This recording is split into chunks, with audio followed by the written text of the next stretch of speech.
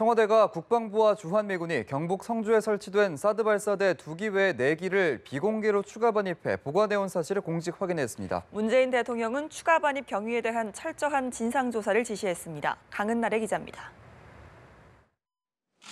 문재인 대통령은 사드 발사대 4기가 비공개로 추가 반입된 사실을 보고받고 관련 경위를 철저히 조사하라고 지시했습니다.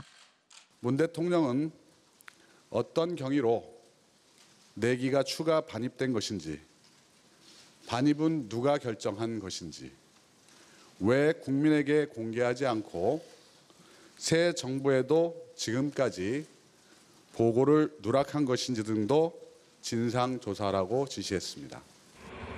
추가 반입 사실은 언론을 통해 일부 알려졌지만 새 정부에 정확히 보고된 바가 없고 발사대 2기와 X밴드 레이더만 반입된 것으로 알려져 왔다는 것이 청와대 고위 관계자의 설명입니다. 추가로 반입된 발사대는 군 기지에 보관 중인 것으로 알려졌습니다. 국방부는 지난 25일 국정기획자문위 업무보고에서 추가 반입된 발사대 4기에 대해서는 보고하지 않았습니다. 정의용 국가안보실장으로부터 관련 사실을 보고받은 문 대통령은 매우 충격적이라고 말했으며 한민구 국방부 장관에게 직접 전화해 사실을 확인했다고 청와대는 밝혔습니다. 사드 부지에 대한 전략적 환경 영향 평가를 회피하기 위한 것 아닌가 하는 의혹에 대해서도 조사를 지시했습니다. 청와대 고위 관계자는 환경 영향 평가가 기형적으로 이루어진 것으로 알려진 만큼 그 연관성을 확인하겠다는 것이라고 말했습니다. 이 관계자는 또 지난 26일 안보실장에게 관련 내용을 보고했다는 국방부 주장에 대해 확인 결과 추가 반입에 대한 보고는 없었다고 일축했습니다. 연합뉴스TV 강은날입니다. 문재인 대통령이 사드 발사대 4기의 추가 반입 과정에 대한 철저한 진상조사를 지시한 데 대해 국방부는 당혹감을 감추지 못하고 있습니다. 네, 사드 배치 과정에 대한 진상조사의 신호탄이라는 분석이 나옵니다. 윤석희 기자입니다. 국방부는 문재인 대통령이 사드 발사대 추가 반입에 대한 진상조사를 지시한 데 당혹스럽다는 반응입니다. 한미당국은 이미 지난 3월 초 발사대 2기의 반입 장면을 공개했고 나머지 발사대 4기도 국내에 반입됐다는 일부 보도가 있었기 때문입니다. 다만 국방부가 핵심 외교안보 사안인 사드 관련 문제를 청와대에 정확하게 보고하지 않은 것 아니냐는 비판이 나옵니다. 특히 정부 인수위원회 성격의 국정기획자문위원회조차도 제대로 보고받지 못한 것으로 보입니다.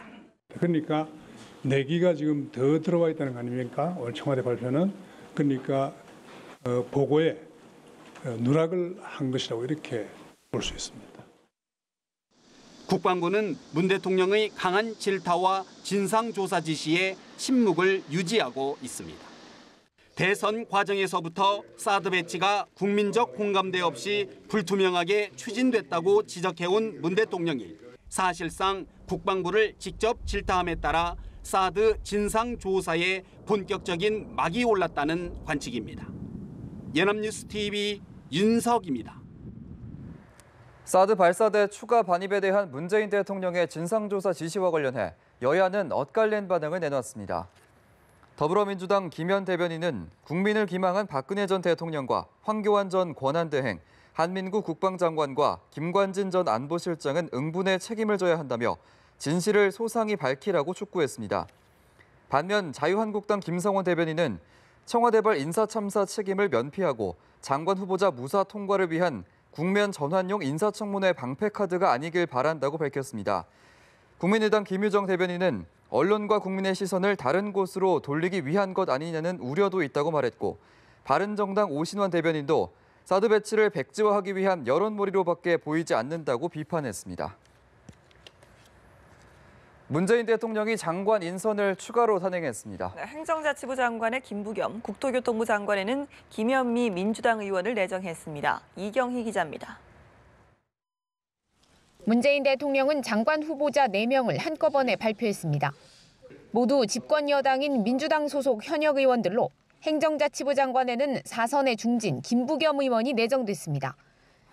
여당 불모지 대구에서 끊임없이 도전해 45년 만에 당선된 김 후보자는 균형 발전과 국민 통합의 상징성이 크다는 점에서 입각이 유력하게 관측되었습니다.